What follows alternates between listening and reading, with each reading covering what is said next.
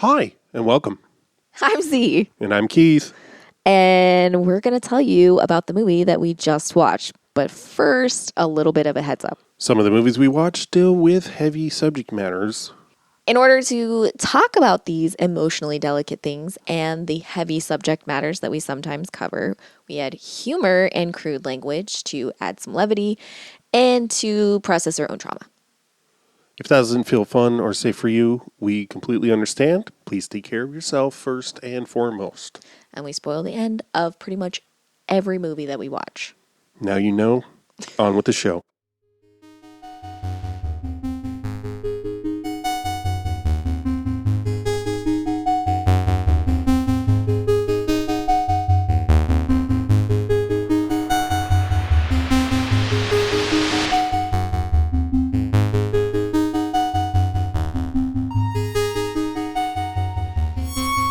Like I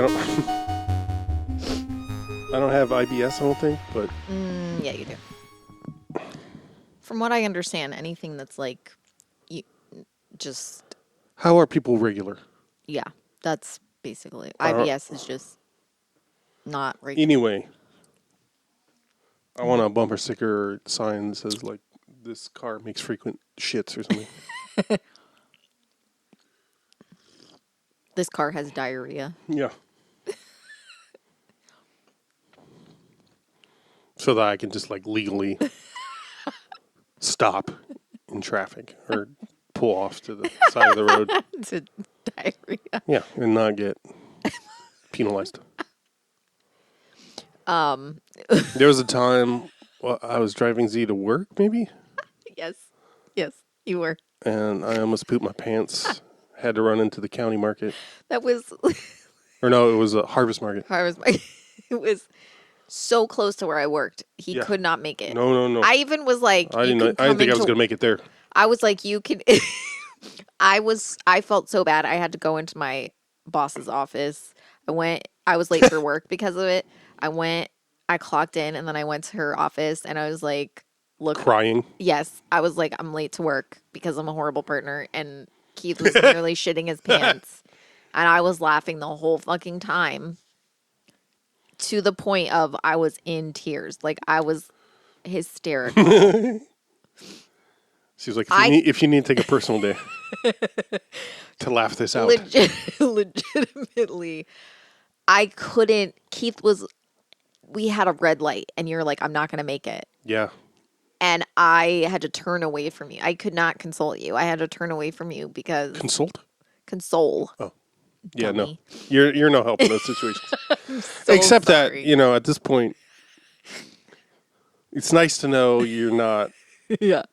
in a panic or something. Yeah. But it's not always the best feeling, I'll be honest. I know, I'm so sorry. I'm so sorry. But as per what I told you, it's in my DNA to think poop is hilarious. Yeah.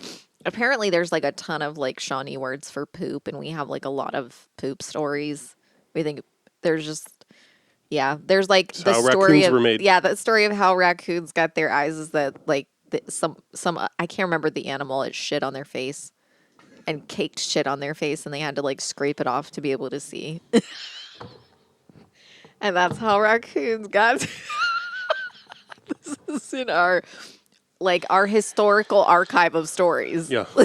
It's one of our historical stories. Passed down oral tradition from, along with how creation happened. Yeah. And like, I just, like, I can't help it. This is who I am. You have to accept me. No, I do feel bad because... like I always say, it's better than many alternatives. Yeah, but sorry. You can bleep this. You can bleep this story if you want. But the time when we went to the store and we got iced coffees, and we started walking home, and you said, I'm going to, you're like, I have to shit, I have to go right now. And you started running home. And I was laughing so fucking hard, and then you just stopped running and you started walking. And later you were like, and I stopped running. That's because I'd shit. And so I gave up. And I laughed so hard. I was like, oh my God. But the thing is, anytime I'm having like a really rough time, if I'm like really struggling, Keith will be like, hey, remember when I shit my pants? So at one time I was having a hard time, and you started talking about shitting yourself to the point I started laughing so hard I was in hysterics. Like I was bawling my eyes out. We were in the car. And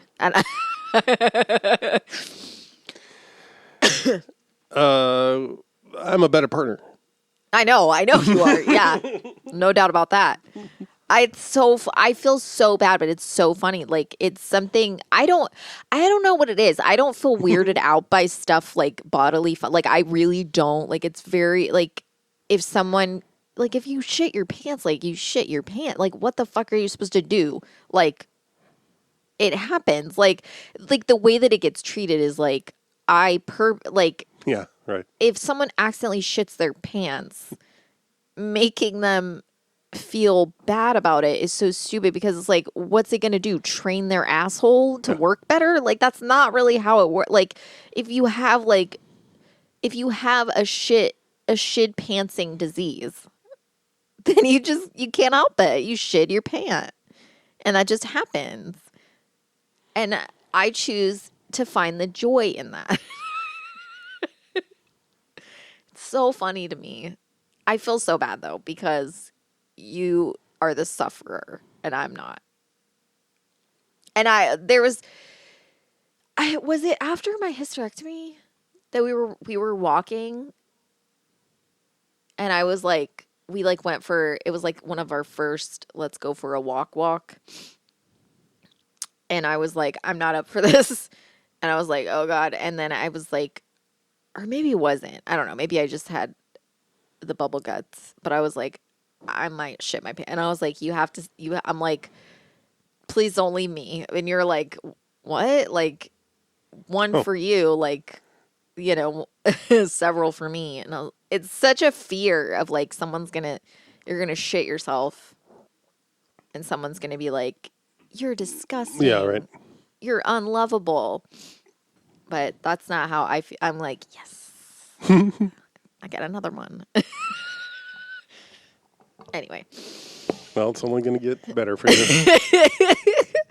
Like, you can bleep this, but it's so funny to me when you're on the toilet and I can hear you go, ugh, and then the sound of it just sounds like hot liquid. Like, you know, there's a difference between cold liquid and hot liquid. They've proved that. You can hear hot. They've proved that. Yeah, there is. I'm not kidding. Like, you could listen. You could hear the difference between cold water and hot water. Like, and I'm like, that's hot coming out. That's coming out hot. And I think it's very funny. I'll be like, you okay? But I'm like, I can't wait to know when you're listening back to this episode because you would just be dying listening to yourself talk about me shitting. That happens so often. I'll make myself laugh and you'll be like, this isn't funny. And I'll just be laughing. And then I'm listening back to the episode and I'm crying laughing. And I'm just like typing. I'm like, oh my God, I was so funny in this episode. Thanks for doing that while I was talking so that no one could hear your rumble. It never comes through. I don't have your talents in that regard. Mine just sounds like when I don't understand. Keith farts and it literally sounds like, I don't know how he does this. Like legitimately. I'm not just saying this for humor's sake, although that is a benefit of it. But it literally he'll fart and it'll be like it just sounds like it sounds like if you're trying to like not throw up, you're like I don't know how that comes out like it really that. does. And it's so wild. Or those moo canisters. That's another sound. Like and then other times he farts and it sounds this is the only way I know how to describe it. Because I'm describing how it sounds, but also how I imagine it feels. It sounds sharp. You know? It's like, like it's so like, but it's so high pitched and it really sounds like it's like there's metal in there somewhere. You know, there's some instrument making this noise. It's like nowhere in nature, and somehow There's Keith is both doing a it. trumpet mouthpiece and a reed from a Yes, saxophone or a yes, clarinet. yeah. It's like the sound pain makes is, and he'll just do that next to me in bed. And sometimes he'll give me a little smile while he does it. And I'm like, how do you make that sound? I don't understand it. And I'll say, does that sound like it hurt? And he'll say, a little bit, it did. Everyone's favorite part of listening to our podcast. Glad we got it in there straight away. How do you guys make it last? Well, I'll tell you, we know how to make each other laugh. And that's the most important thing. There are just some things Hank will not do. My partner looks at me starry-eyed every day and tells me what a perfect female, lovely woman wife I am. We have someone we like to just hate on the internet. I mean, we always do. It kind of rotates. It's just like, it's someone that like tweets constantly to an audience of 0, and the only time people interact is usually if they're telling this person that they're stupid and wrong, which they usually are, and it's very funny. They'll be like, here's my opinion on this, and it'll have like 0 likes, 0 interaction, and it's so fucking funny. They'll be like, I know I'm right. Anyway, it's funny. Sometimes. Well, other times it's enraging. Yeah.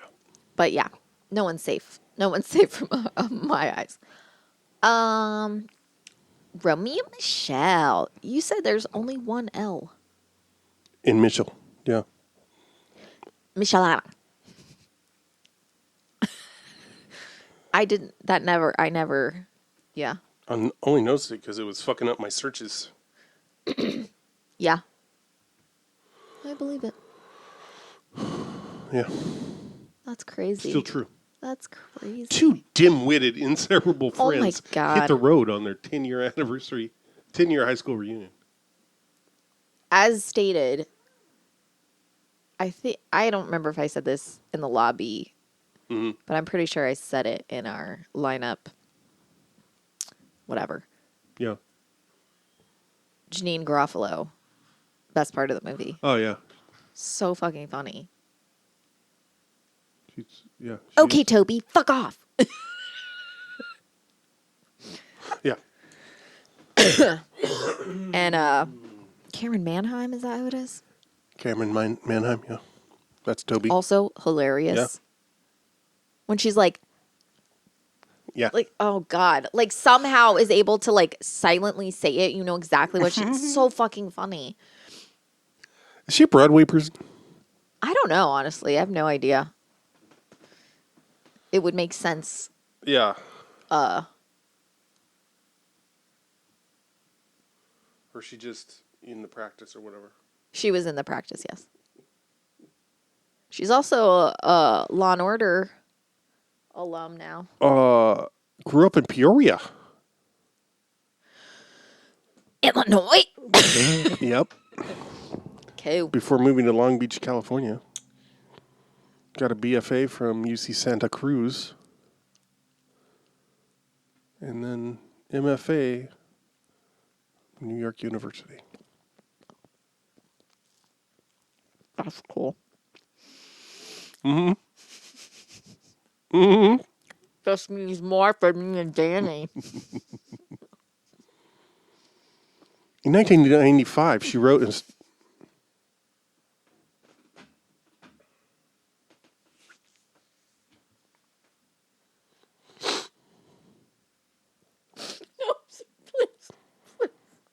I'm a mouthful of food. I can't help it.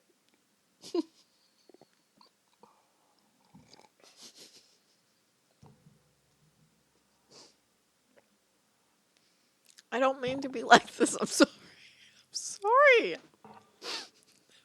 You can finish finish saying it. Nope. I'd like to know. I'm sorry. I do know that. I know it doesn't seem like it.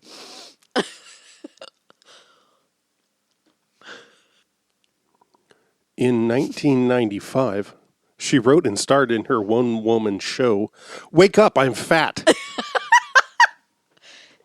Isn't that what oh God, I can't, I can't remember his name. It sounds like a line Oliver Platt said in Lake Placid.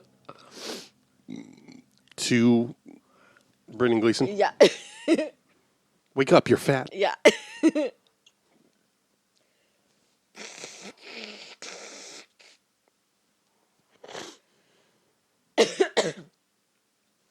In 1999, Mannheim fulfilled a lifelong dream and became a New York Times best-selling author with her book, Wake Up, I'm Fat.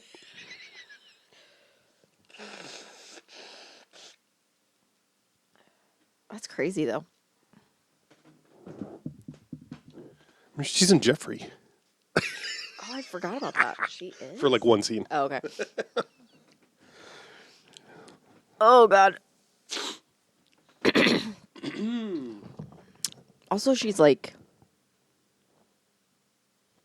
I'm pretty sure she's like proficient in sign language because everything that she's on, yeah. she does sign language. Tracks. Yeah.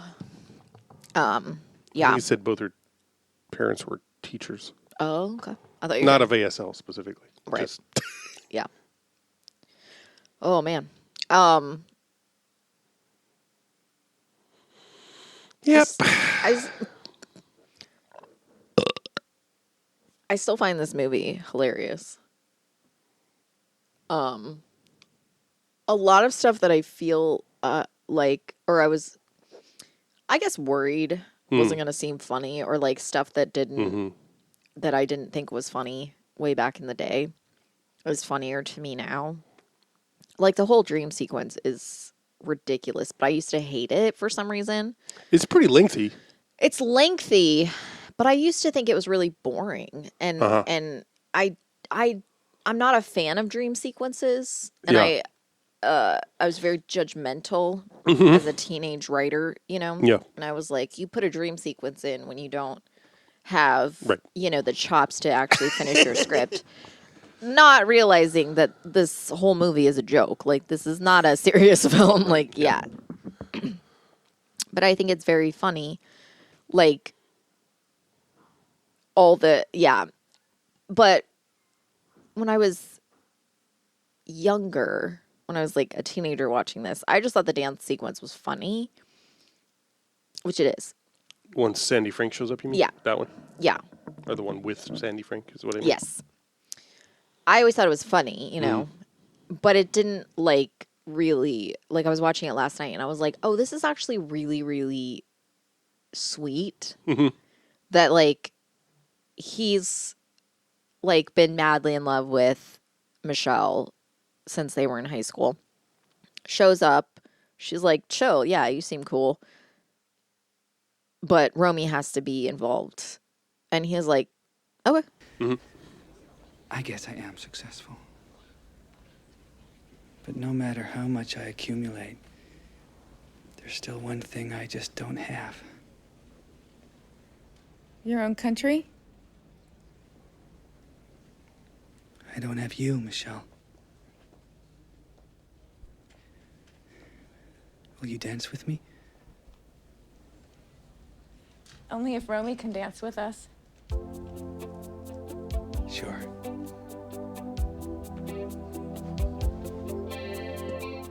And it's like the dance sequence implies that he's aware it's a package deal. Yeah, right. And it's I'm also like, are they in a throuple now? Yeah. And I do really enjoy that Romy's whole thing is that she's like obsessed with her high school crush, and she's like, I'm gonna go there and he's gonna fawn all over me or whatever. And she gets there and he's like just gross. and like kind of shitty. Mm-hmm. And then she's like, okay, yeah, let's hook up. Go get a hotel room and I'll just meet you there. Right. And then she's like, LOL. And it's not presented as like, there's no alternative for her, you know? Like, it's not like, oh, you could end up with this guy. You could end up with, you know, or whatever. Like, and it's almost like even the Sandy Frank Michelle like thing isn't like, oh, she's got the man of her dreams. It's just like a guy that like is okay with her being a package deal with Romy. Right. And like Heather Mooney, played by Janine Garofalo, being like obsessed with Sandy Frank. And then when she sees him again, she's like, oh my God. Yeah. Which is, I love. And I kind of love the idea that like, you know, it's not a serious movie. It's ridiculous. It's very satirical. It's very jokey. But at the same time, it's not giving you like, it's basically saying like, it's actually okay to just be like into whatever you're into. Yeah. And you don't actually like the people that that I don't know. I really like all of this stuff where like they get, you know, they make up the story that they invented Post-its and you know, it gets discovered that they were bullshitting. Shocker. And then Christy, whatever, the annoying high school bully, is like making fun of them like in front of the whole reunion. One, I like that Romy goes into the room and just like the way she fucking tosses her purse. Yeah. Hilarious and accurate. Yes. But then Michelle's like, why are you being a baby? You know, like, can you stop being a baby? You know, and she's like, I didn't know our lives sucked until you told me they did. We have fun together, and that's what's most important. And I'm like, yeah, I really like that. Like the whole point is like they're thinking that they're gonna like go back and everybody had, you know, because this person was an anchor woman, this person, you know, or wanted to be an anchor woman, like all this shit, you know, like, oh, and they're in their head, like everybody pursued their dreams. Right. And in reality, a lot of them just high school was it for them. Right. And I do love like, oh, you must feel really tied down. My priorities have changed since I became a mommy. Can you believe this is number 3? Wow, 3 kids. God, you must feel really tied down. Not at all. I feel very fulfilled. My life is very fulfilling. And like the when she's like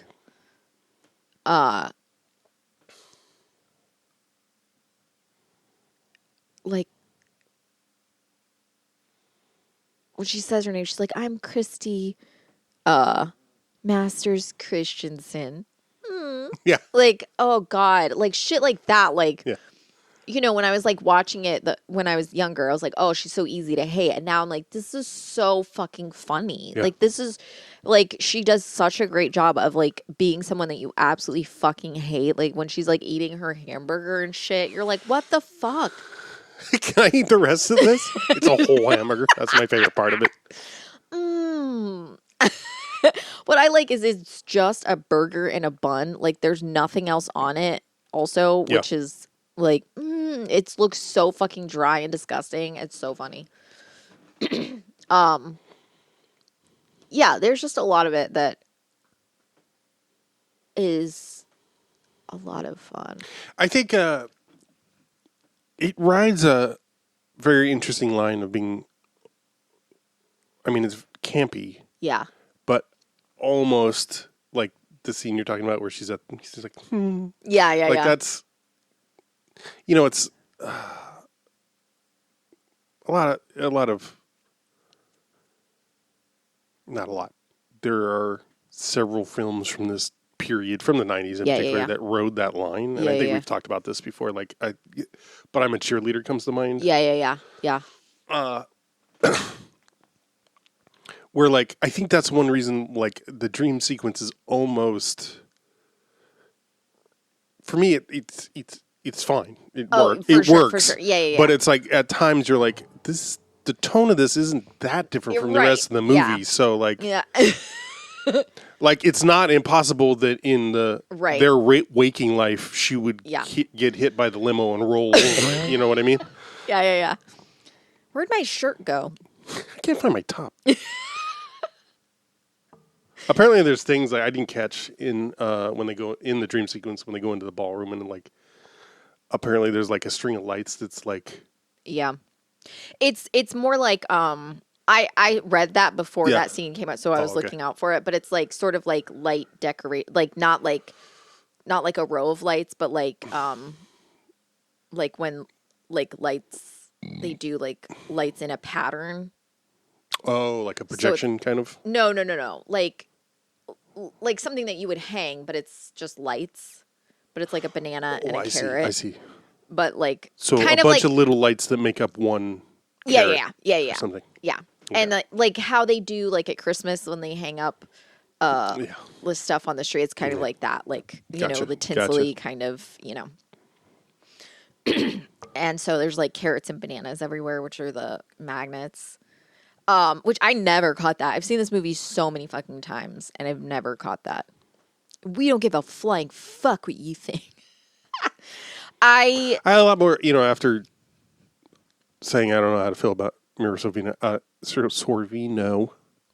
Her name is never not going to be hard for me to get out in one.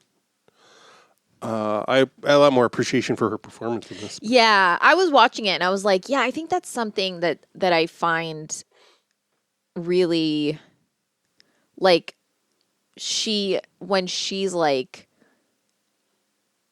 specifically Mira Sorvino, when like something's happening, like she's getting made fun of or she's getting mocked, she gets this look on her face that's so devastating that you're like, oh, I know exactly what that feels like. You're able to like, you're like, oh, that is what it feels like when you have that like inescapable feeling of like being back in your youth, and you're just like, like house, like one eye like droops really low, and she's just like, and I'm like, God, she looks so devastated. Like it's so like heart-wrenching kind of to watch it. And I was like, God, yeah, it is so believable. And I was like, yeah, I think that's why it got me so much when I was younger, because like I was like, yes, I know exactly what it's like to be the butt of the joke and constantly. And I was like, yes, this is, and that's another thing, like, when they're like making fun of the clothes that they wear, but like the stuff they're wearing was just like shit that like they saw in music videos and stuff, and they were making their own clothes because they liked how it looked. And it was always like, why are they dressing like that? They look ridiculous. Like who's this for, kind of thing. And I'm like, yeah, that's always how it felt when you were doing something different as a teenager. You weren't getting like, no one was saying how cool you look. Like in your head, you're like, I look cool. Then you go out and people be like, why are you wearing that? And you're like, oh. Yeah. But like you want to, you're wanting to like do these things that you think are cool, that you like aspire to, and then you do them, and people are so fucking mean about it. Not at all. Like, not at all. Me in junior high, when I had basically I was going for a Crockett. Oh yeah, hot. Yeah, everybody loved it. It was a real hit. No, I know. Junior high, wearing a blazer with the arms rolled up. That's really? Yeah. Oh my God, it's amazing. One time I worked. One time. Yeah, oh God, yeah. It's so like, one thing that was always hard for me in that way, we've talked about it, where I was like looking at like magazines as a kid and being so devastated because I was looking at this stuff and I was like, this is so cool. And I know that by the time that I'm like old enough to be able to like buy clothes or wear clothes that like look cool, none of this stuff will be in fashion and I'll never have an opportunity to wear this stuff. Mm-hmm. And that was like so devastating to me. I used to look at Delia's and just feel this like overwhelming sense of like. Delia's? Delia's, yeah. Is that a magazine? It's a clothing magazine. You know Alloy? No. Okay. It's sort of like kind of like Charlotte Russe. Okay. I don't know. Like Forever 21. Okay. But it's like a catalog that's like just basically you would get a catalog every month and they would have like so it's a catalog. These cute like nail polishes and like they're like logo. I'm sure that I've shown you old Delia's ads because it's huge. Like people have like scanned like Delia catalogs and shit like that because they were such a big thing. And I remember there was this like, it was like 97, 98 kind of that sort of era when I was like 12-ish. And I was so like, I weighed probably like between 70 to 80 pounds at that time. I was so tiny. And the first thing that happened to me was like, I got legs. Like I got like, I got legs and a butt. And so everyone would just make fun of me for how I walked. And like, everybody was just like, and LOL, I have heads. So I have that's hypermobile Ehlers-Danlos syndrome. So I walk funny because my hips don't Your joints work. have to be fully extended at all times for you to feel. Yeah, I have to. Basically, You mean you weren't trying to just seduce every man in a visible? And it would be like, and people would make me feel so stupid. They'd be like, "Why are you?" And I'd be like the more I tried to like stand upright and not like slouch, they'd be like, "Oh my God!" And I'd be like, "I'm trying to like walk with confidence." And every time I would try to like, and they'd be like, "You're shaking your ass so much," and I'm like, I don't even feel like I have one to shake. I don't really know. And they'd be like, I don't know. It's like they'd pick every little thing apart about the way that I would walk, like all this shit. And you would like, it would be so like demoralizing. And like every little thing like would get picked on. Right. And I would just be so like overwhelmed to the point of like panic about like how I looked. Yeah. I'd be like, I don't know how to do anything. Like one time, this was like so mortifying to me because I was like, this is so stupid and this is so, okay. I don't remember exactly what happened, but like there was like some potluck or something at church. So my mom was taking like the crock pot to church and it was in the back seat. And I realized, like, I think after church that one of our pot holders had stuck to my jacket the whole time. And I did not know it. And I was like, this is mortifying. I had a pot holder stuck to me the entire service. And the next week, one of the adults was like, yeah, I noticed that you had like a pot holder hanging from your jacket. They're like, that's really cool. It's like really. And I was like, this is mortifying. This is legitimately mortifying. I was like, that was something that I was like, hopefully no one saw. And then they were like, yeah, it's really, you just like, took a fashion risk and it was really cool. And I was like, okay. And then I was just like hysterically crying in the car on the way home. I was like a 45-minute drive from home from church, which was lots of fun. I loved church. And we would go every Sunday morning and every Sunday night and Wednesday. And sometimes 45 minutes round each way. Yep. That's so much gas. nonsensical. Absolutely. Maybe it was like half an hour, but still, it doesn't matter. Like it would be like between like half an hour to 45 minutes, I guess, depending on traffic. Are you getting into heaven? Me? No. Yeah, what a waste. I've done butt stuff, so I'm not getting in it. Exaggeration. I go both ways. Back and forth forever. Anyway, yeah, like, just, you know, it was such a terrible time. And I had like a really, like, I was so small that I couldn't fit into like junior sizes because I was too small for even junior sizes. So I had to wear like kids' clothes. And that was like very, you know, I was like 13 and like I couldn't find clothes that fit me. And like we couldn't afford clothes. Like our family was extremely poor. So we would like thrift stuff or people would like gift stuff to us. Right. Like we would get like, but the thrift stores, you'll be shocked to know, didn't seem to have a surplus of like jeans or pants in size like 000 to fit me. So I could never really find clothes at a thrift store. Like you can't really find like as much as people will be like, oh, you can go to the thrift store and you can find a lot of stuff. Not if you have like special sizes. Yeah, it also depends on where you're living. Right, yeah. In Bushnell, Florida, surprisingly. Not everybody has thrift stores accessible to them, or if they do, it's like a church basement. Yes. Horrible charity. shit. Yeah. And like, yeah, it was like that. Like there were never, I would like go to the thrift store and I'd be like, people buy, like thrifting always confused me when I lived in an extremely small town.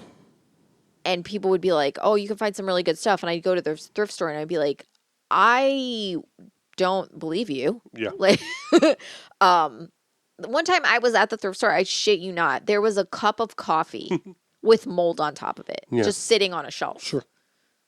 And I was like, what? And it was like liquid, like molded, just sitting on the shelf at the thrift store. And I was like, no one's going to do anything about this? Okay, it's just sitting here. Great. In a styrofoam cup. What the fuck? That's when I was like, I don't think thrifting's for me. I don't think that it's the right. I don't think I have the magic trick. Anyway. Yeah. So like I would wear clothes, but they would be like too big. Like if I got like gifted jeans, they would be like a little bit too big, or like they would just be not the right size. And so I would always have like 1 or 2 pairs of jeans, and that's it. And so I would wear the same pair of jeans over and over and over and over and over again because they didn't have clothes. And that was always so embarrassing. Right. Because I was like, I don't have clothes that fit me, and I don't know how to get clothes that fit me. And then when I started to grow a little bit, I was really small still. So like the kids' clothes started being too short for me. Yes. And so it was just like, and my mom would be like, I can make you stuff. And I was like, I would rather kill myself. I would rather die. Because I would be like, I want this. Yeah. And she'd be like, great. And then she would make it completely differently than how I asked for it to be made, or in like fabric that she loved gifting things to me with fabric that I would kill myself rather than wear. Like one time, now as a youth, this will be shocking to some, I hated pink. Pink was my least favorite color. Sure. I would not wear it. I didn't want it around me. I hated pink. I would not wear pink. My mom made me a pair of shorts in pink gingham with little bows all over it. Yeah. Because she hated you. Why? I'm like, I don't like, and it was always like so confusing because I'd be like, you could literally like do almost anything, and you picked the one thing that you know I would not want. And then it would be like devastating that I like was not interested in wearing them. Right. And it's like, why can't you just what? This was the only. Also, how is that surprising that a kid doesn't want to wear? I know.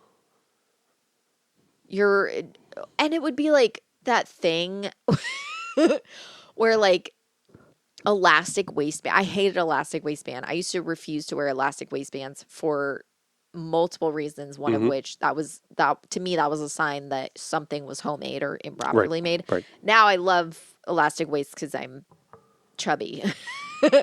And I don't ever want to try to button something, and I'm like, no, that's okay. I'll just take the elastic. I can't emotionally handle not being as able long to as it's button my not like pants. the homemade thing of where it's the top is, it's not covered, so it's just cutting into you, or What I like is it would be like that the tall, 3 inches tall. 3 inches of fabric and then like an inch and a half of elastic that was just loose in there, not sewn. So it's just, it's flipping it around itself. And that's always what it was like. And I'd be like, oh, and it would be like the shorts were like much larger than than my tiny elastic waist. So it would just be like, Super bunched up. it would be like I was wearing like a pair of shorts 3 sizes too big with a big belt to cinch them. Yeah, just and always extra long, like that awkward pair between your knees and your thighs. They should have just given you a barrel with suspenders to wear. But it was like like the length that's like closer to your knees than even to your like mid calf. Or not mid calf, sorry, not mid calf, mid thigh. Yeah. And so you're like, I look like I'm going to like a Mormon meetup. Like, I would just feel so mortified.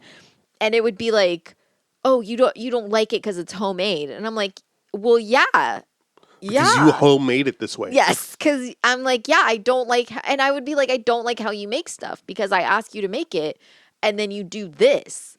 And it would be like, I would like ask for stuff to be fitted and she would like, it would just be like a square. And I'd be like, there's no way that you can, I'd be like, oh, I want this. She'd make our Easter clothes. And so I'd be like, I want this. And she'd be like, okay. And then she'd make it. And I'd be like, this is not great. And also, oh my God. Anyway, sorry. It's like those cutout dolls. Where it says, yes, basically. Yeah. And it would be like, and like, she would like be like, oh, this fabric's really difficult to sew with. So it would be like the hem would be like fucking bunched. I don't know. It would be like so bad. Like, and it was always like, it always seemed like this thing, like where it was like, you have to be grateful that I'm doing this for you because we're poor. And so I was like, no, actually. And so for a long time, I was like, I don't want things to be homemade. I don't want it to be made by someone. And I still now, when people are like, oh, I made this, I find it repulsive.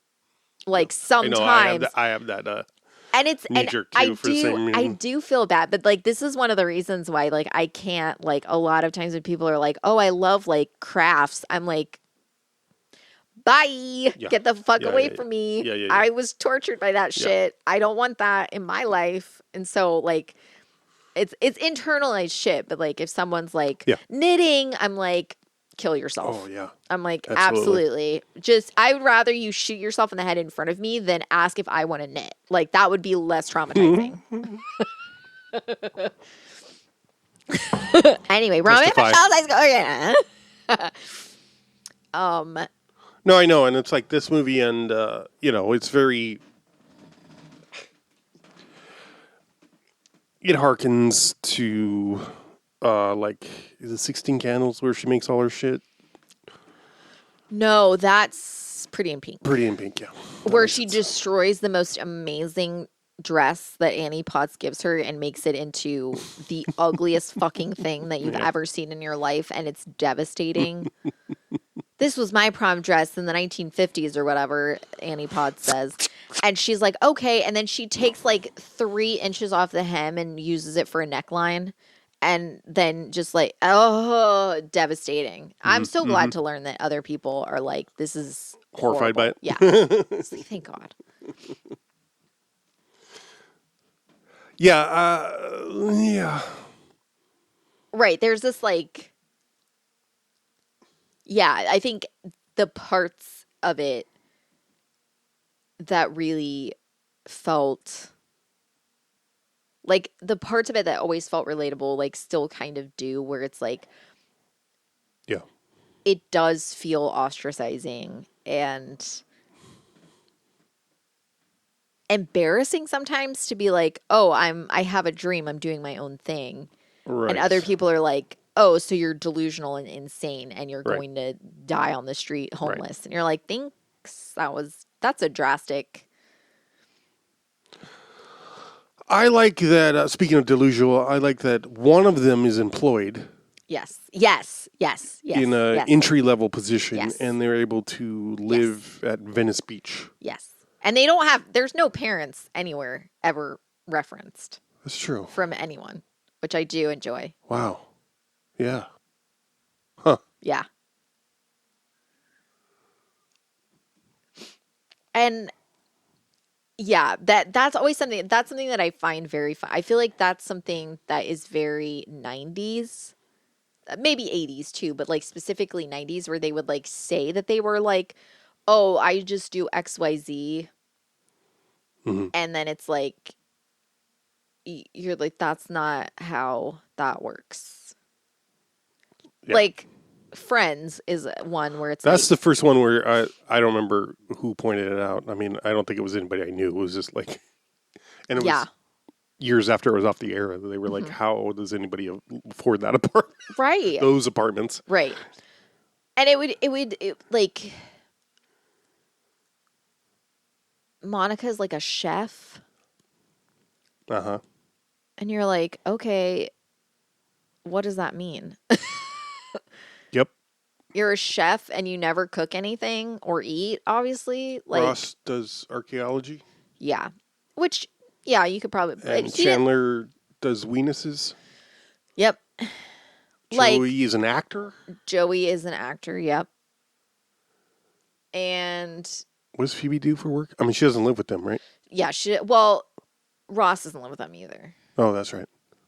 Ross has his own place. It's Monica and Rachel and Joey and Chandler. And then Phoebe lives with her. As from what I understand, she either lives with her grandma or she like got her grandma's place when she died, so it's like rent controlled. Right. So, and there is an episode like later into the show, I think like people started criticizing it, where they're like, they like the ones that like aren't rich are like, yeah, we can't actually afford to go to the places you want to go. We can't afford to have the food that you guys want to have. And like, they'd be like, okay, we'll split the bill. And then they're like 50-50. And they're like, no, because we got the bare minimum of shit because we can't afford this. Right. And so, but like, that was like probably closer to like the end of the series. Right. But yeah, it's like, that's always something that's very funny to me. But I'm like, I wonder what it was like to live. Plus, they live on the beach. Oh, Romy and Michele. Yeah. Yeah. They live No, it's literally, there's no they live on property closer. Yeah. The cheapest part of exactly right. any beach town. Right. And they like go to the gym. Ramon, quit jerking off and bring the car around. Like, yeah, I was watching and she just like her top lip barely moves and she's got that little snarl. It's pretty good. oh God, when she's like, I had to give every guy in the service department a hand job. okay, well, while you were doing that, I love when Heather Mooney is at the car place or like, you know, and she's like, you live with Michelle? And she's like, yeah. And she's like, oh, I just thought she'd be married to Sandy by now or whatever. And she turns so yeah, she's like turning to the there's a difference. Like, I was very much in love. oh man. Used to really like I did Janine not have a Garofalo. thing. I did not have a thing. Oh God. We were very much in love. Besides, didn't you have a thing for Sandy in high school? I did not have a thing. I did not have a thing. I did not have a thing. I was very much in love with him. Very much in love, and there's a difference. There's a difference. And you're right, when she's the beer porn. It's very funny. Oh God. Reminds and how me of, she's like stomping away and she's like, ugh. Yeah, the way she always walks. God, it's so fucking funny. It's great. Yeah. She used to be very funny. What happened? Why don't you like her? Oh, I don't know. I just assume her politics aren't great. Interesting. Because she's friends with Ben Stiller. Oh, yeah, probably. Yeah. I don't know. I don't know if that's still true either. But Yeah. Yeah. God, it's so wild to me that anyone can, like... I guess this is where I, like... This is a thing that I don't really know what to do with as someone who's, like, consistently... I don't know. I guess this is, like, the thing of, like, autism or whatever it is, where, like, you're like, this thing is right, and it's very clear that it's right, and people will disagree with you and be like, no, it's wrong, and then they'll say something that, like, doesn't make sense, or something that's, like, propaganda that's been, like, disproven, and you're like, what are you talking about? this is about Fetterman. Yeah. Okay. No. It's about, like, how you can do, like, birthright trips to Israel and shit. How you can, like, take a flight to Israel right now and then be like, it's a war going on. It's a war zone. And it's like, if it was, you wouldn't be able to hop a flight. Well, I don't know if you could take a flight right now. Well, yeah, not right now. Yeah. But, like, you know what I'm saying? Like, Diane Neal, by the way, safely has arrived. I was wondering. I checked up on her. She's back. oh, God. It just seems like it's just insane to me that someone can talk about Palestinians and even Hamas in the way that they do and feel so self-righteous and correct. And not even, I mean, I almost understand someone feeling torn, especially if you've been propagandized to, Sure. and being like confused and being like, oh, this stuff, I never knew this stuff, so I don't really know what to think. I'm I get it. It's a lot to take in. But when someone's like, if you're a Palestinian, that doesn't really exist. What are you talking about? What are you talking about? It's insane to me. Well, I mean, people do it in the U.S. too. Like, the amount of times that I see people say shit where they're like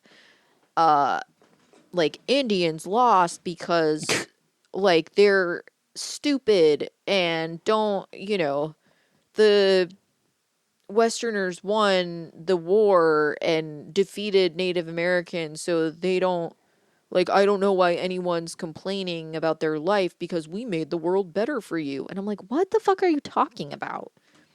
Like, well, what are you talking about? What I don't understand is, or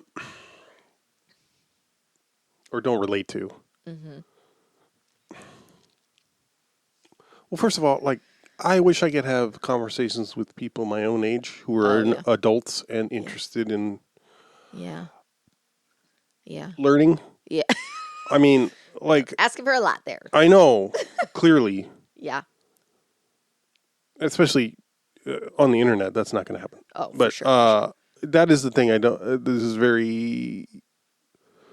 If it seems apparent about a person that they're not interested in learning anything, and this is the person we love to shit on. Yeah, right. That we referenced at the top of the episode. They're just so convinced they're right about everything. Or if they make some connection on their own, they're like, oh, this is it. I got it. No one else has thought of this before. That is fascinating, terrifying, and so unrelatable to me. I'm like, how are you? And this person's got to be at least, they're probably younger than you, right? I don't know. Yeah. But like, how do you, I mean, I'm not saying, I've definitely gone through phases of being an asshole. Right. And a shithead and thinking I know everything. For sure. And then your balls dropped and you turned 25. Basically, I grew a heart, a dick, and a brain. Yeah. Yeah, that's something, I think this is something. Especially if you if you think of yourself as, if you're a white person. Right, yeah. In the United States. Yeah. And you think you were progressive. Yeah. Or whatever. Yeah. Right. But unable to listen to the people you think you speak for or whatever it is. Correct. Yes. That's the part I'm like, Right. And yes, we're all propagandized. We grew up under this shit. But that's the work, is to undo it. Right. Yeah. And yeah. Right. I don't know. Yeah, again, everybody's at a different point in the journey, but like some people are not even on the journey, think they don't need to go on it, think they did all they need to, haven't started, aren't going to. I don't know. It's just yeah. Right. What's confusing and frustrating, personally, is I'm watching all this. I watch all the things I watch about the state of the world. Yeah. About Palestine. About, in 2020 it was about. I mean, it started before then, but me really trying to understand the history of African Americans, for instance. Right. Yeah. Or the history of the U.S. and how. Anyway, whatever. You get my point. Yeah. So Well, that's a thing. And then I find people. So I find these people online making videos or whatever, and I'm like, oh, okay, cool. But then I don't have anybody to talk to. I mean, you. Yeah. And Bunny, obviously. But Yeah. So it's very confusing to me because to me that's like my version of turning on the news. Yeah. So sometimes there's a disconnect of everybody knows this, right? Yeah. So I cop to that, but then it becomes frustrating of oh, well. I mean, similar. It's one of those things where I think I've had the thought recently where I'm like, this is I think where algorithms can fuck you up in a lot of ways, and because people will be like, oh, the algorithm doesn't want you to succeed, which is true. Like the algorithm, it's like a lot of social media algorithms are specifically designed to only boost people that are bringing money into the platform. Yeah, of course. Right. So they're going to only show you, and they're going to show you stuff that you more likely align with, but that's, more, financial gain for them. They're going to show you popular videos. They're going to show you things that they know succeed, blah, blah, blah. Great. We get that. But I think that side of it is a very small side of the negatives of the algorithm. I think the algorithm, especially when people are on TikTok a lot, or even Twitter, I think. Okay. Twitter's obviously, the algorithm is not quite as sophisticated as TikTok. Specifically TikTok's algorithm. I don't know if it's still that way because of the weird, there has been a shift in how TikTok feels since the non-sale of it or whatever. But specifically during the pandemic, the start of the pandemic, is when people started realizing, oh, I might be autistic. Oh, I'm actually gay, because their feed was being so specifically aligned to what they were interacting with that it was starting to give them stuff that they identified so much with that they realized that they couldn't. They were like, oh, I think I'm actually gay because it's only showing me lesbians and I'm happy, and people and there was shit like that was happening, and so people started, I think, thinking that the algorithm feeds you what, the kind of things that you are more likely to enjoy or like. It knows you, it understands you, so it's going to give you what you want. And not really realizing that the algorithm also gives you a feedback loop. It's showing you the things that you interact with, and that's all you're seeing. So specifically with stuff like Instagram, a lot of that algorithm will, if you say oh, this one frog video was funny, it will only show you frog videos. Right. And you're like, I want to see other things. So you try to interact with something else and it only shows you that. So a lot of times people will only see certain things over and over and over and over. And I think that can trick you into thinking that this is something that a lot of It's a people are common aware experience. of. Yes, it's a common experience. Oh, this is what everybody thinks. Right. This is how everybody feels. This is what everybody's experiencing. But it's actually showing you a very small portion 100 of men the versus world. a gorilla. But but at the same 1,000? time, 100. No, yeah, 100 men versus a gorilla. But at the same time, like you're thinking you're seeing the experience of so many people because you're like, oh, this person in France feels this way. This person right. in Germany feels this way. But you don't realize that it's still a small portion Right. of what you know what I mean? Or it can be, So I think that it'll trick you sometimes into thinking that it's a more like people are more open-minded or people Right. experience this, more Right. people feel aligned with what you feel. Whereas 60% of people are just watching trad wife shit or something. Right. But it's like, I don't remember what I was going to say. Sorry. No, it's fine. I'll go wriggle them. Yeah, I don't know. I was just saying something about how The echo chamber. there can be like propaganda that you're being fed that you don't realize. And people don't like there's little tiny things like your search engine is an algorithm and it's not designed to show you the most accurate thing. Oh, yeah. Based on your search, it's going to show you likely the things that are most financially promoted first and foremost, Stuff like that, blah, blah, blah. Whatever. Well, and, I think no one should be... It shouldn't be news at this point that certain things get throttled too, obviously. Yeah. As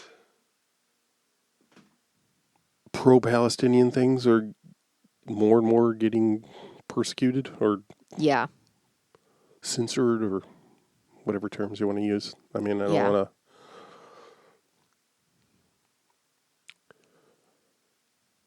overblow it, or be alarmist because everything's alarmist.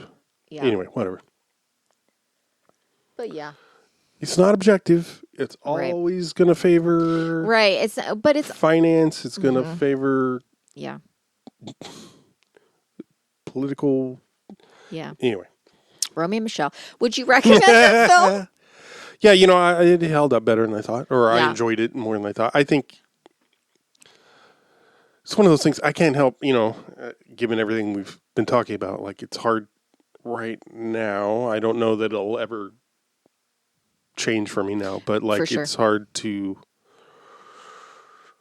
not imagine the global, like, here's a movie that was created in the Imperial Core. So Yeah.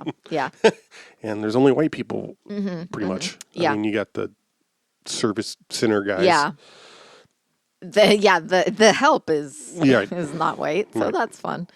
But the message is nice, I guess. Right. I think it is a little bit fairy tale. For sure. Oh, For sure. Not a little bit, but Yeah. No, it's a modern day fairy tale that it could happen. yeah. And I do love, I mean, this was probably the first thing I admitted that I thought, I was like, yeah, Alan Cumming's fucking hot. Like, God, he's so attractive. And now he's just gray and has a husband and Hosts the Traders or yeah, whatever. In a kilt. has a bar in New York. The Club Coming, which tonight, the night we're recording, you can attend Jizz at the Cantina. He does like Romy and Michele nights or whatever. Well, that's what the trivia said. Well, yeah, that's it why might I looked not up. be. That's why I looked up the club. I didn't see anything on their current Well, I was calendar. going to say, it might not be something that, years and years later is still there, but like at some point he would host Romy and Michele nights and there would be like scarf folding and like DJ requests on that you write on Post-its and shit like that. Oh yeah, right. Did you see that the guy that's referenced by that Janine Garofalo says no, they were created by Art Fry. Yeah. He studied him in business school. He wanted a non-permanent adhesive for his so he could bookmark pages in his hymnal. Yeah. Yeah, I saw that. I was like, wow. That's wild. But yeah. I looked it up right before the movie. Because I was like, when were Post-its invented? Because that's something I never really thought of. Right. Because I was like, I don't know why. I just assumed when I was younger that Much less graduated from high school. Right. I was something where I just assumed that Post-its didn't get invented till like the 90s. Oh, really? Because of that. Because of this movie. They're like, oh, we invented Post-its. Because like, why would you say you invented something if it doesn't exist? So, because they're dim-witted. Yeah. So like last night I was like, we were about to watch the movie and I was like, wait, what the fuck were Post-its? I was like, they had to have been invented before like. Yeah. So I like looked it up and they were like invented in the 70s. Like first invented in the 70s. And, you know, started like hit the market in 1980 or whatever. And and I was like, oh my God. And so I was like, it said like Art Fry. And I was like, because I was like, I remembered that scene where Janine Garofalo was like, you didn't invent them. They were invented by this blah, blah, blah. And I was like, I don't remember her saying this name. Oh, really? I was like, I don't remember her saying this name. I was like, does she say this name? Because I was like, it doesn't ring a bell at all. Oh. I've seen this movie so many times. We watched it last night, and she says they were invented by Art Fry, like almost like a direct quote from like. I was like, oh my God. I was like, how did I like no recollection of the name at all? Well, but it's also like he just seemingly is the one that said they should be yellow. The other guy came up with the adhesive. Yeah. Which is the real invention. Yeah. Which, if you think about it. Michele gives a surprisingly accurate description of the formula for in her dream sequence. Right, that's the point of the scene. I didn't see that. Is that trivia in it? Yeah. Oh God, I somehow missed that. Sometimes when the trivia is like, I can see like a bunch of things are like links, you know, like movie and I'm like, I'm not reading this because it'll be like this person was in this film with this person and then this person also was starred in a TV show. I'm like, what? At the time, Mira Sorvino was dating Quentin Tarantino, so there's some Easter egg references to some of his films. I know. Also, like that kind of shit, I'm always like, how much power do these people have? Like, which people? Like actors. I'm like, this wasn't a Quentin Tarantino fucking movie, and his shit is in this because he was dating one of the actors. Like, what the fuck? Well, I feel like that's this. If you're looking for it, you find it. Not that they put it there intentionally. Well, they would have to. I didn't read what they were. Oh, because it was like fast food places that like only exist in his film universes. And like things that only exist. Really? Yes. Like Big Kahuna Burger or something like that is like a specific thing that is only in like his movies. So they had like that in there.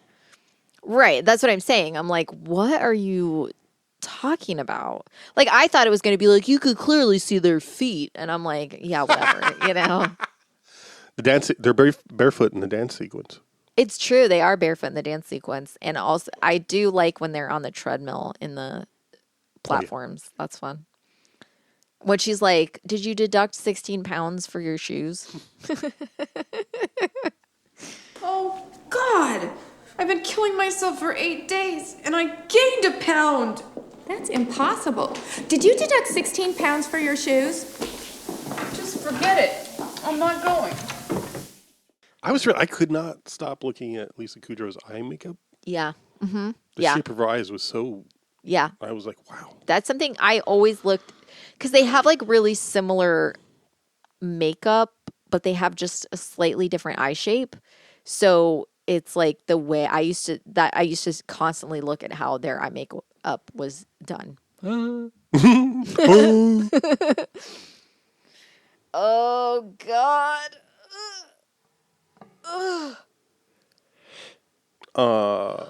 Again, because it's Southern California, I feel the need to be like,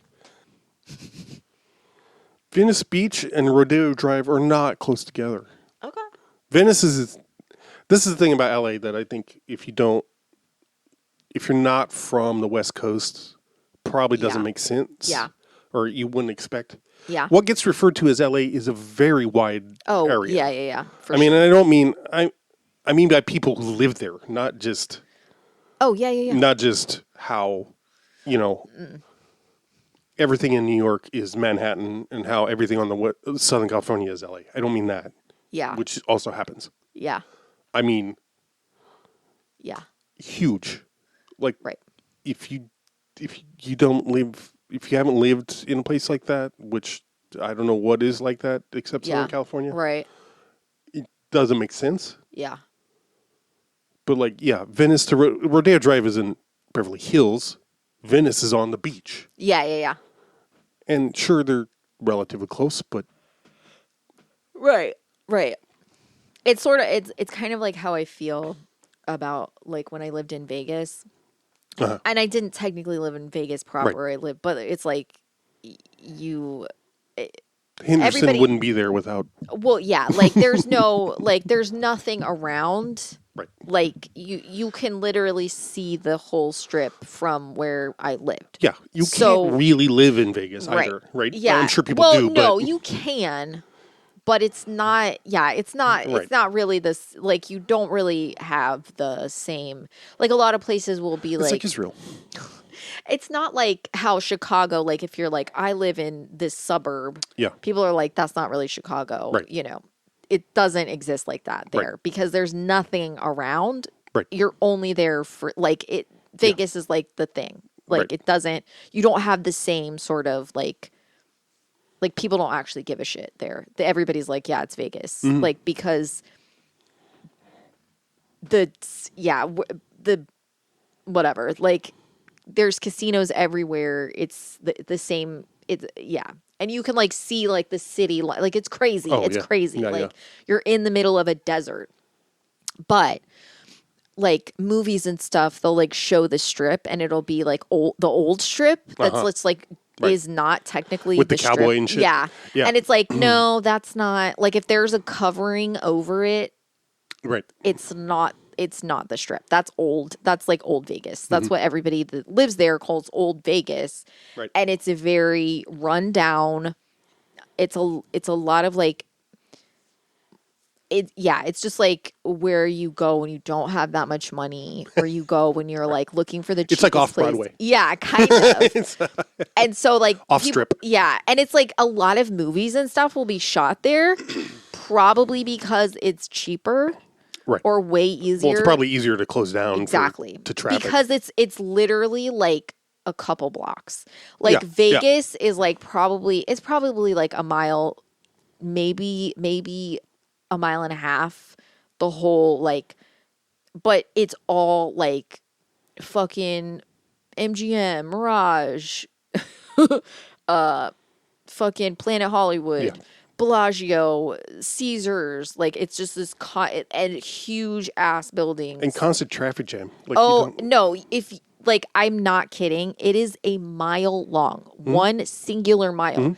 It can take you up to 2 hours just to get from one side to the other, and people will do that. Yeah. People will do that.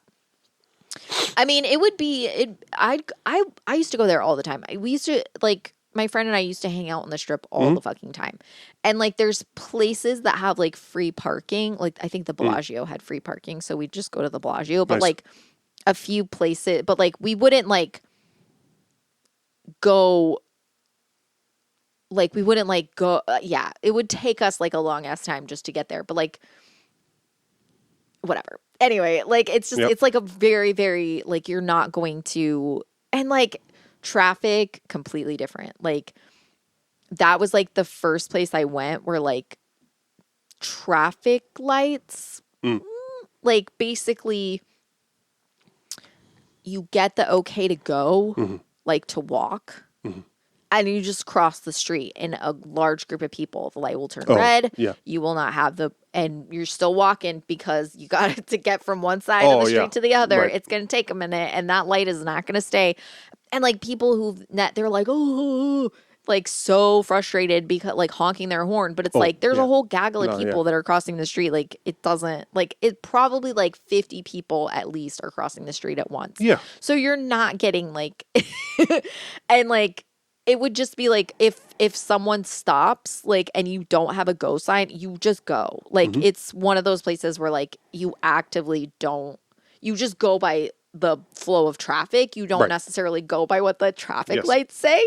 And that was like the first, so like moving like and like moving to a place, going from like a place like that to a place like here, I was like, oh my God. I was like so thrown. Yeah. And it was funny because my bitchy ex-girlfriend, she was like, I was like talking about how like, she was saying how you have to be stupid not to understand one-way streets. And I was like, what are you talking about? And she was like, everywhere has one-way streets. I was like, have you ever lived anywhere else? And she was like, no. And I was like, okay, most places don't only have one-way streets. I'm like, I was like, some places, sure. I was like, I've never actually lived in a place that had only one-way streets. Like, what do you mean only? Nobody says only one. Sorry. Like several street, like there will be like a one-way street or like like not even one-way street. I've never lived in a place with one-way streets. It'll be like a highway type situation where it's like this side is, you know, like interstate, you know, kind of shit. Oh, where they're separated. Yeah, they're separated, but parallel, like, nothing in between. Right. Yeah, okay. But not like it's a one-way street. Yeah. And you can't like you have to, you know, there's a one-way street over here. There's a one-way street over there. There's one, and you have to know. Yeah, right. Where, you know, you have to watch out and look out and be careful. I was like, I've never lived in a place like that before. Right. And she was like, oh. I was like, why do you think this shit doesn't exist? So it was like, it was wild to like learn traffic here after having lived in a place like Bushnell. Right. And like, I mean, if you go there now, like the villages, it's all roundabouts. Oh, everything is roundabouts. It's insane. And like, I don't know it's gotten who's worse. behind Big Roundabout, but they really exploded around the turn of the millennium, I feel like. Here's what I don't understand. The villages is mainly a retirement community. Why do you think old people are going to function in roundabouts? In golf carts. It's gotten so much worse since the last time I was there. And the last time I was there, it got worse than the last time I've been there. I was like, holy it's ever shit. expanding. Yeah. I mean, the roundabouts specifically have gotten, like, there's just more and more and more and more of them. I'm like, oh my fucking God. I guess cities love them because it means you don't put in traffic lights. Yeah. I guess. Yeah. They're so bad. Oh, God. And, like, if you have to do several roundabouts to get to a place, I'm going to be sick. Oh, no. I'm going to be sick. Let me tell you, first of all, it's the only time I've driven in a different country. Well, did I drive in Canada? I don't think so. When I was in Mexico, drove a few places. Wild. I mean, it was several different places and contexts and whatever, but where was I? I don't know if it was downtown Guadalajara. I don't think that's, I don't know, someplace. And I know Mexico City is like this. I've never been there, but like in the center of town, they'll have like 4-lane wide roundabouts. Oh my God. So you got to get into the roundabout, then you got to get into the correct lane. Oh my God, no. And yeah, I've seen that.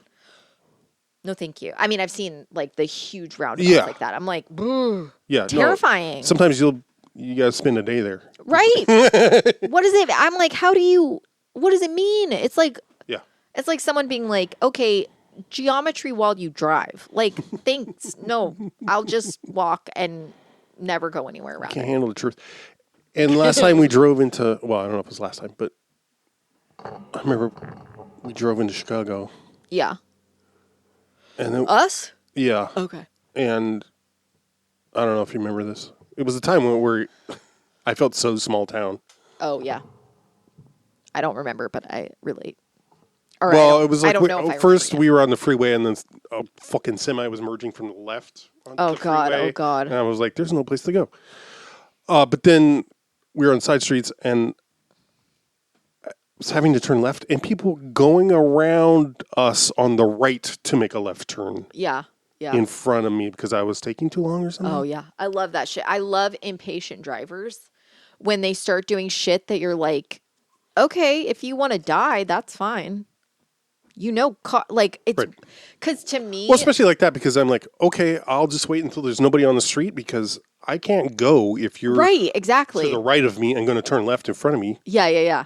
Well, it's also confusing when it's like someone like you're in a metal death box, like yeah. You some people don't have going a death. little bit fast. Well, some people don't. Like it's like car safe, and it's like no. Car danger. Right. Like, I don't, it's very confusing to me. Like, I don't, yeah. I'm like. As we've talked about this before, like people who will ride a motorcycle and like, I don't need a helmet because I drive safely. Right. right. Or bicycle, even. Which is like, the majority of like accidents and those things are not caused by, they're caused by other people. Yeah. Like. You're going to get hit. Like, a lot of times, motorcycle accidents happen because people get too close to them because they don't know how to judge. Yeah, right. Like, because a car, their tires are behind where the bumper is, or like in front of whatever. I don't know how to say it. But like with a motorcycle, it's the opposite. Like they come out, like the tires are out. So like you see a license plate and you think you're safe. You get close, you hit that tire, which you can't necessarily see, and they're flying out and dying, you know? But, like, people don't register that. People don't know how to drive safely around other cars. And oh, God, yeah. Whatever. Also, like, I've known people that have totally died in car accidents. So I don't know. I don't think cars are that safe. Is this about Fetterman?